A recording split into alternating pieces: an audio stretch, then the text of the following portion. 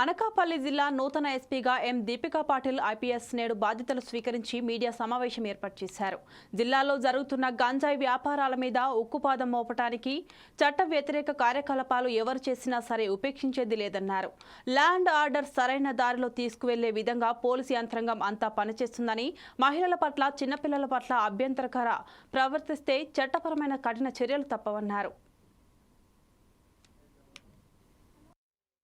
District లో వచ్చే రోజుల్లో మనం చట్టాన్ని గౌరవిస్తూ చట్టం ప్రకారమే మొత్తం పోలీస్ డిపార్ట్మెంట్ పనిచేయడానికి చర్యలు తీసుకుంటాము. ఈ డిస్ట్రిక్ట్ లో నాకు ఇప్పుడు కొంచెం ముందే ఈ రేంజ్ లో పనిచేశాను కాబట్టి ఐడియా ఉన్న దాన్ని బట్టి గాంజాయి మీద స్పెషల్ గా ఫోకస్ చేస్తాము. ఈ డిస్ట్రిక్ట్ త్రూ ఎక్కువ ట్రాన్స్పోర్టేషన్ ఉందని చెప్తున్నారు. సో దాని మీద స్పెషల్ గా నిఘా పెట్టి how can we further improve it అనేది వర్క్ చేస్తాము.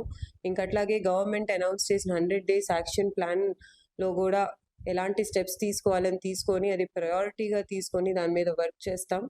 అది కాకుండా మహిళలు పిల్లలు రక్షణ కోసం కూడా ప్రత్యేకంగా నిఘా పెడతాం జరుగుతుంది.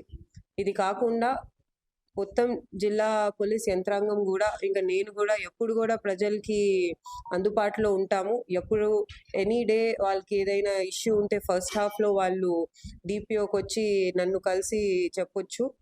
అదర్వైజ్ మండే గ్రీవెన్స్ లో కూడా పర్సనల్ గా వీ విల్ టేక్ గ్రీవెన్సెస్. అట్లాగే ఎవ్రీ పోలీస్ స్టేషన్ లో కూడా పిటిషనర్స్ గ్రీవెన్సెస్ ఇమీడియట్ గా రిడ్రెసల్ చేయాలి, వచ్చిన వాళ్ళతో సరిగ్గా బిహేవ్ చేసి వాళ్ళ ప్రాబ్లమ్ సాల్వ్ చేయాలి అనే దానికోసమే చర్యలు తీసుకుంటాము.